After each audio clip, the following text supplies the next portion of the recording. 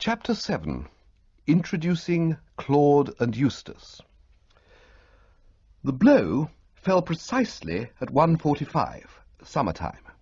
Spencer, Aunt Agatha's butler, was offering me the fried potatoes at the moment, and such was my emotion that I lofted 6 of them onto the sideboard with the spoon. Shaken to the core, if you know what I mean. Mark you, I was in a pretty enfeebled condition already. I had been engaged to Honoria Glossop nearly 2 weeks, and during all that time not a day had passed without her putting in some heavy work in the direction of what Aunt Agatha had called moulding me. I had read solid literature till my eyes bubbled, we had legged it together through miles of picture galleries, and I had been compelled to undergo classical concerts to a degree you would hardly believe. All in all, therefore, I was in no fit state to receive shocks, especially shocks like this. Honoria had lugged me round to lunch at Aunt Agatha's, and I had just been saying to myself, "Death, where is thy jolly old sting?" when she hove the bomb. "Bertie," she said suddenly, as if she'd just remembered it, "what's the name of that man of yours? Your valet?" "Huh? Oh, Jeeves. I think he's a bad influence for you," said Honoria. "When we are married, you must get rid of Jeeves." It was at this point that I jerked the spoon and sent 6 of the best and crispest sailing onto the sideboard, with Spencer gambolling after them like a dignified old retriever. "Get rid of Jeeves?" I gasped. "Yes, I don't like him." "I don't like him," said Aunt Agatha. "But I can't. Why, I couldn't carry on for a day without Jeeves." "You will have to," said Honoria. "I don't like him at all." "I don't like him at all," said Aunt Agatha. "I never did." Ghastly, what? I'd always had an idea that marriage was a bit of a washout, but I'd never dreamed that it demanded such frightful sacrifices from a fellow. I passed the rest of the meal in a sort of stupor. The scheme had been, if I remember, that after lunch I should go off and caddy for Honoria on a shopping tour down Regent Street, but when she got up and started collecting me and the rest of her things, Aunt Agatha stopped her. "You run along, dear," she said. "I want to say a few words to Bertie." So Honoria legged it, and Aunt Agatha drew up her chair and started in. "Bertie," she said, "dear Honoria does not know it, but a little difficulty has arisen about your marriage." "By Jove, not really?" I said, hope starting to dawn. "Oh, it's nothing at all, of course. It's only a little exasperating. The fact is, Sir Roderick is being rather troublesome. Thinks I'm not a good bet? Wants to scratch the fixture? Well, perhaps he's right." "Pray do not be so absurd, Bertie.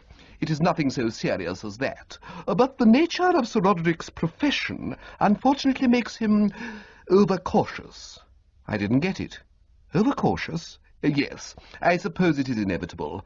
A nerve specialist with his extensive practice can hardly help taking a rather warped view of humanity. I got what she was driving at now. Sir Roderick Glossop, Honoria's father, is always called a nerve specialist, because it sounds better, but everybody knows that he's really a sort of janitor to the loony bin. I mean to say, when your uncle the Duke begins to feel the strain a bit, and you find him in the blue drawing-room sticking straws in his hair, old Glossop is the first person you send for. He toddles round, gives the patient the once-over, talks about overexcited nervous systems, and recommends complete rest and seclusion and all that sort of thing. Practically every posh family in the country has called him in at one time or another, and I suppose that, being in that position, constantly having to sit on people's heads while their nearest and dearest phone to the asylum to send round the wagon, does tend to make a chappie take what you might call a warped view of humanity. "You mean he thinks I may be a loony, and he doesn't want a loony son-in-law?" I said. Aunt Agatha seemed rather peeved than otherwise at my ready intelligence. "Of course he does not think anything so ridiculous. I told you he was simply exceedingly cautious. He wants to satisfy himself that you are perfectly normal." Here she paused, for Spencer had come in with the coffee. When he had gone, she went on. "He appears to have got hold of some extraordinary story about your having pushed his son Oswald into the lake at Ditteridge Hall. Incredible, of course. Even you would hardly do a thing like that." "Well, I did sort of lean against him, you know, and he shot off the bridge." "Oswald definitely accuses you of having pushed him into the water. That has disturbed Sir Roderick, and unfortunately it has caused him to make inquiries, and he has heard about your poor Uncle Henry." She eyed me with a good deal of solemnity, and I took a grave sip of coffee. We were peeping into the family cupboard and having a look at the good old skeleton. My late Uncle Henry, you see, was by way of being the blot on the Wooster escutcheon. An extremely decent chappie personally, and one who had always endeared himself to me by tipping me with considerable lavishness when I was at school. But there's no doubt he did at times do rather rummy things, notably keeping 11 pet rabbits in his bedroom, and I suppose a purist might have considered him more or less off his onion. In fact, to be perfectly frank, he wound up his career, happy to the last and completely surrounded by rabbits, in some sort of a home. It's very absurd, of course, continued Aunt Agatha. If any of the family had inherited poor Henry's eccentricity, and it was nothing more, it would have been Claude and Eustace, and there could not be two brighter boys. Claude and Eustace were twins, and had been kids at school with me in my last summer term. Casting my mind back, it seemed to me that Bright just about described them. The whole of that term, as I remembered it, had been spent in getting them out of a series of frightful rows. Look how well they're doing at Oxford. Your Aunt Emily had a letter from Claude only the other day, saying that they hoped to be elected shortly to a very important college club called the Seekers. Seekers? I couldn't recall any club of the name in my time at Oxford. What do they seek? Claude did not say. Truth or knowledge, I should imagine. It's evidently a very desirable club to belong to, for Claude added that Lord Rainsby, the Earl of Datchet's son, was one of his fellow candidates. However, we are wandering from the point, which is that Sir Roderick wants to have a quiet talk with you quite alone. Now, I rely on you, Bertie, to be, I won't say intelligent, but at least sensible. Don't giggle nervously. Try to keep that horrible glassy expression out of your eyes. Don't yawn or fidget. And remember that Sir Roderick is the president of the West London branch of the Anti-Gambling League, so please do not talk about horse racing. He will lunch with you at your flat tomorrow at 1:30. Please remember that he drinks no wine, strongly disapproves of smoking, and can only eat the simplest food owing to an impaired digestion. Do not offer him coffee, for he considers it the root of half the nerve trouble in the world. I should think a dog biscuit and a glass of water would about meet the case. What? Bertie? Oh, all right, merely persiflage. Now, it is precisely that sort of idiotic remark that would be calculated to arouse Sir Roderick's worst suspicions. Do please try to refrain from any misguided flippancy when you're with him. He is a very serious-minded man.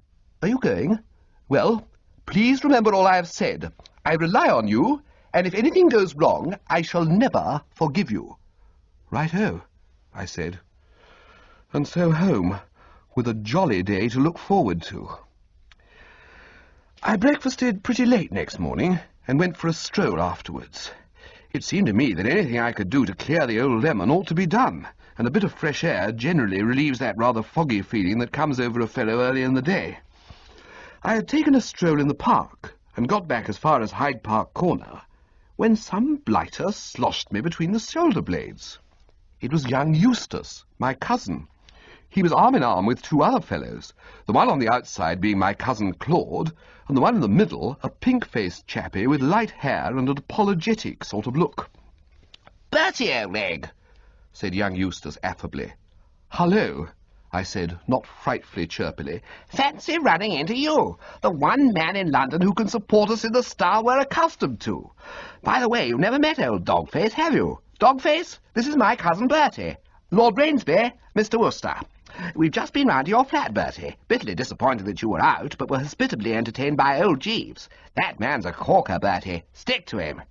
"What are you doing in London?" I asked. "Oh, buzzing around. We're just up for the day. Flying visit, strictly unofficial. We oil back on the 3:10. And now, touching that lunch you very decently volunteered to stand us, which shall it be? Ritz, Savoy, Carlton? Or if you're a member of Ceres or the Embassy, that would do just as well."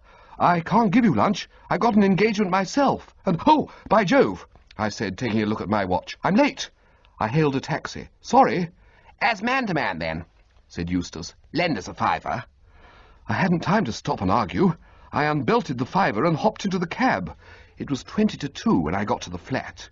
I bounded into the sitting room, but it was empty. Jeeves shimmied in. "Sir Roderick has not yet arrived, sir." "Good egg," I said. "I thought I should find him smashing up the furniture." My experience is that the less you want a fellow, the more punctual he's bound to be. And I had a vision of the old lad pacing the rug in my sitting-room, saying, "He cometh not," and generally hotting up. Is everything in order? I fancy you will find the arrangements quite satisfactory, sir. What are you giving us? A cold consommé, a cutlet, and a savoury, sir, with lemon squash, iced. Well, I don't see how that can hurt him.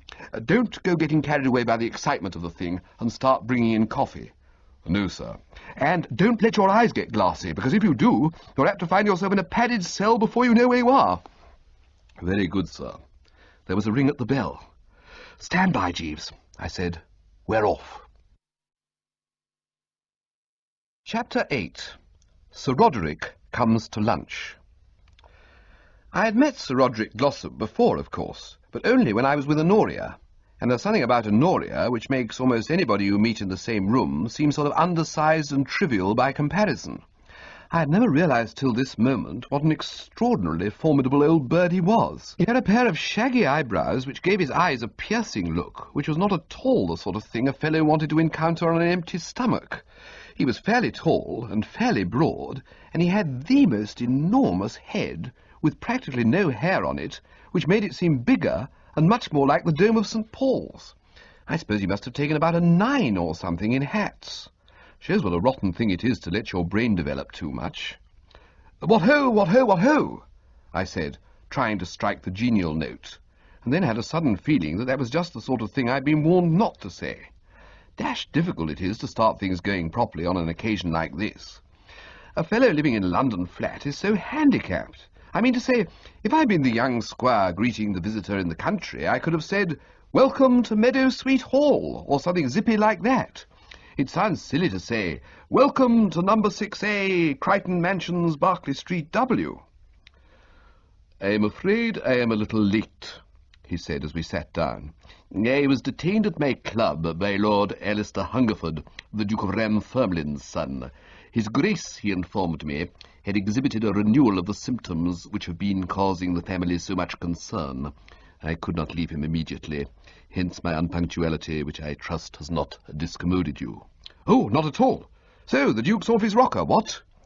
"The expression which you use is not precisely the one I should have employed myself, with reference to the head of perhaps the noblest family in England, but there is no doubt that cerebral excitement does, as you suggest, exist in no small degree." He sighed, as well as he could with his mouth full of cutlet. "A profession like mine is a great strain, a great strain. Must be. Sometimes I am appalled at what I see around me." He stopped suddenly and sort of stiffened. "Do you keep a cat, Mr. Wooster?" "Eh? What? Cat? No, no cat." I was conscious of a distinct impression that I had heard a cat mewing either in the room or very near to where we are sitting. Probably a taxi or something in the street. I fear I do not follow you. I mean to say, taxis squawk, you know, rather like cats in a sort of way. "I had not observed the resemblance," he said rather coldly. Have some lemon squash," I said. The conversation seemed to be getting rather difficult. "Thank you. Half a glassful, if I may." The hell brew appeared to buck him up, for he resumed in a slightly more pally manner. "I have a particular dislike for cats, but I was saying, oh yes, sometimes I am positively appalled at what I see around me. It is not only the cases which come under my professional notice, painful as many of those are, it is what I see as I go about London. Sometimes it seems to me that the whole world is mentally unbalanced. This very morning, for example, a most singular and distressing occurrence took place as I was driving from my house to the club. The day being clement, I had instructed my chauffeur to open my landaulet, and I was leaning back, deriving no little pleasure from the sunshine, when our progress was arrested in the middle of the thoroughfare by one of those blocks in the traffic which are inevitable in so congested a system as that of London. I suppose I had been letting my mind wander a bit, for when he stopped and took a sip of lemon squash, I had a feeling that I was listening to a lecture and was expected to say something. "Here, here," I said. "I beg your pardon?" Nothing. You were saying the vehicles proceeding in the opposite direction had also been temporarily arrested, but after a moment they were permitted to proceed. I had fallen into a meditation when suddenly the most extraordinary thing took place. My hat was snatched abruptly from my head, and as I looked back, I perceived it being waved in a kind of feverish triumph from the interior of a taxicab, which, even as I looked, disappeared through a gap in the traffic and was lost to sight. I didn't laugh, but I distinctly heard a couple of my floating ribs part from their moorings under the strain. Must have been meant for a practical joke, I said. What? This suggestion didn't seem to please the old boy. I trust, he said, I am not deficient in an appreciation of the humorous, but I confess that I am at a loss to detect anything akin to pleasantry in the outrage. The action was beyond all question that of a mentally unbalanced subject. These mental lesions may express themselves in almost any form. The Duke of Ramthurmlin, to whom I had occasion to allude just now, is under the impression, this is in the strictest confidence, that he is a canary, and his seizure today, which so perturbed Lord Alistair, was due to the fact that a careless footman had neglected to bring him his morning lump of sugar. Cases are common again of men waylaying women and cutting off portions of their hair. It is from a branch of this latter form of mania that I should be disposed to imagine that my assailant was suffering. I can only trust that he will be placed under proper control before he... Mr. Wooster, there is a cat close at hand. It is not in the street. The mewing appears to come from the adjoining room. This time I had to admit there was no doubt about it. There was a distinct sound of mewing coming from the next room. I punched the bell for Jeeves, who drifted in and stood waiting with an air of respectful devotion. Sir? Oh, Jeeves, I said. Cats. What about it? Are there any cats in the flat? Only the 3 in your bedroom, sir. What? Cats in his bedroom? I heard Sir Roderick whisper in a kind of stricken way, and his eyes hit me amidships like a couple of bullets. What do you mean? I said. Only the 3 in my bedroom. The black one, the tabby, and the small lemon-coloured animal, sir. What on earth? I charged round the table in the direction of the door. Unfortunately, Sir Roderick had just decided to edge in that direction himself, with the result that we collided in the doorway with a good deal of force and staggered out into the hall together. He came smartly out of the clinch and grabbed an umbrella from the rack. "Stand back!" he shouted, waving it over his head. "Stand back, sir! I am armed!" It seemed to me that the moment had come to be soothing. "Awfully sorry I barged into you," I said. "Wouldn't have had it happen for worlds. I was just dashing out to have a look into things." He appeared a trifle reassured and lowered the umbrella. But just then the most frightful shindy started in the bedroom. It sounded as though all the cats in London, assisted by delegates from outlying suburbs, had got together to settle their differences once for all, a sort of augmented orchestra of cats. "This noise is unendurable!" yelled Sir Roderick. "I cannot hear myself speak!" "I fancy, sir," said Jeeves respectfully, "that the animals may have become somewhat exhilarated as the result of having discovered the fish under Mr. Wooster's bed." The old boy tottered. "Fish? Did I hear you rightly?" "Sir?" "Did you say that there was a fish under Mr. Wooster's bed?" "Yes, sir." Sir Roderick gave a low moan and reached for his hat and stick. "You aren't going," I said. "Mr. Wooster, I am going. I prefer to spend my leisure time in less eccentric society." "But, I say, here, I must come with you. I'm sure the whole business can be explained. Jeeves, my hat." Jeeves rallied round. I took the hat from him and shoved it on my head. Good heavens! Beastly shock it was. The bally thing had absolutely engulfed me, if you know what I mean. Even as I was putting it on, I got a sort of impression that it was a trifle roomy, and no sooner had I let go of it than it settled down over my ears like a kind of extinguisher. "I say, this isn't my hat." "It is my hat," said Sir Roderick in about the coldest, nastiest voice I'd ever heard. "The hat which was stolen from me this morning as I drove in my car." "But I suppose Napoleon or somebody like that would have been equal to the situation, but I'm bound to say it was too much for me. I just stood there goggling in a sort of coma, while the old boy lifted the hat off me and turned to Jeeves. "I should be glad, my man," he said, "if you would accompany me a few yards down the street. I wish to ask you some questions." "Very good, sir." "Here, but I say," I began. but he left me standing. He stalked out, followed by Jeeves, and at that moment the row in the bedroom started again, louder than ever. I was about fed up with the whole thing. I mean, cats in your bedroom, a bit thick, what? I didn't know how the dickens they'd got in, but I was jolly well resolved that they weren't going to stay picnicking there any longer. I flung open the door.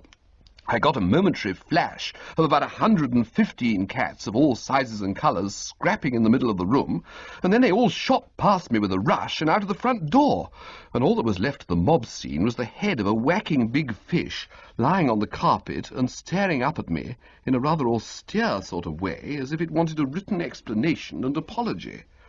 There was something about the thing's expression that absolutely chilled me, and I withdrew on tiptoe and shut the door. As I did so, I bumped into someone. "Oh, sorry," he said. I spun round. It was the pink-faced chappie, Lord something or other, the fellow I had met with Claude and Eustace. "I say," he said apologetically, "awfully sorry to bother you, but those weren't my cats I met just now, legging it downstairs, were they? They looked like my cats." "They came out of my bedroom." "Then they were my cats," he said sadly. "Oh, dash it. Did you put cats in my bedroom? Your man, what's his name, did. He rather decently said I could keep them there till my train went. I just come to fetch them, and now they've gone. Oh, well, can't be helped, I suppose. I'll take the hat and fish anyway." I was beginning to dislike this chappie. "Did you put that bally fish there, too?" "No, that was Eustace's. The hat was Claude's." I sank limply into a chair. "I say, you couldn't explain this, could you?" I said. The chappie gazed at me in mild surprise. "Why, don't you know all about it?" "I say." He blushed profusely. "Why, if you don't know about it, I shouldn't wonder if the whole thing didn't seem rummy to you." Rummy is the word. "It was for the Seekers, you know." "The Seekers? Rather a blood club, you know, up at Oxford, which your cousins and I are rather keen on getting into. You have to pinch something, you know, to get elected. Some sort of souvenir, you know. Policeman's helmet, you know, or door knocker or something, you know. The room's decorated with the things at the annual dinner, and everybody makes speeches, all that sort of thing. Rather jolly. Well, we wanted rather to make a sort of special effort and do the thing in style, if you understand, so we came up to London to see if we couldn't pick up something here to be a bit out of the ordinary. And we had the most amazing luck right from the start. Your cousin Claude managed to collect a quite decent top hat out of a passing car, and your cousin Eustace got away with a really goodish salmon or something from Harrods, and I snaffled 3 excellent cats all in the first hour. We were fearfully braced, I can tell you. Then the difficulty was to know where to park the things till our train went. You look so beastly conspicuous, you know, tooling about London with a fish and a lot of cats. And then Eustace remembered you, and we all came on here in a cab. You were out, but your man said it'd be all right. And when we met you, you were in such a hurry that we hadn't time to explain. Well, I think I'll be taking the hat, if you don't mind." "It's gone." "Gone?" "The fellow you pinched it from happened to be the man who was lunching here. He took it away with him." "Oh, I say. Poor old Claude will be upset. Well, how about the goodish salmon or something?" "Would you care to view the remains?" He seemed all broken up when he saw the wreckage. "I doubt if the committee will accept that," he said sadly. "There isn't a frightful lot of it left, what?" "The cats ate the rest." He sighed deeply. "No cats, no fish, no hat. We've had all our trouble for nothing. I do call that hard. And on top of that... I say, I hate to ask you, but you couldn't lend me a tenner, could you?" "A tenner? What for?" "Well, the fact is, I got to pop round and bail Claude and Eustace out. They've been arrested." "Arrested?" "Yes, you see, what with the excitement of collaring the hat and the salmon or something, added to the fact that we had rather a festive lunch, they got a bit above themselves, poor chaps, and tried to pinch a motor lorry. Silly, of course, because I don't see how they could have got the thing to Oxford and shown it to the committee. Still, there wasn't any reasoning with them, and when the driver started making a fuss, there was a bit of a mix-up, and Claude and Eustace are more or less languishing in Vine Street police station till I pop round and bail them out. So if you could manage a tenner... Oh, thanks, that's fearfully good of you. It would have been too bad to leave them there, what? I mean, they're both such frightfully good chaps, you know. Everybody likes them up at the varsity. They're fearfully popular." "I bet they are," I said. When Jeeves came back, I was waiting for him on the mat. I wanted speech with the blighter. "Well?" I said. "Sir Roderick asked me a number of questions, sir, respecting your habits and mode of life, to which I replied guardedly." "I don't care about that. What I want to know is why you didn't explain the whole thing to him right at the start. A word from you would have put everything clear." "Yes, sir." "Now he's gone off thinking me a loony." I should not be surprised from his conversation with me, sir, if some such idea had not entered his head. I was just starting in to speak when the telephone bell rang. Jeeves answered it. No, madam, Mr. Wooster is not in. No, madam, I don't know when he will return. No, madam, he left no message. Yes, madam, I will inform him. He put back the receiver. Mrs. Gregson, sir. Aunt Agatha, I had been expecting it. Ever since the luncheon party had blown out a fuse, her shadow had been hanging over me, so to speak. Does she know? Already? I gather that Sir Roderick has been speaking to her on the telephone, sir, and no wedding bells for me, what? Jeeves coughed. Mrs. Gregson did not actually confide in me, sir, but I fancy that some such thing may have occurred. She seemed decidedly agitated, sir. It's a rummy thing, but I've been so snooted by the old boy and the cats and the fish and the hat and the pink-faced chappie and all the rest of it that the bright side simply hadn't occurred to me till now.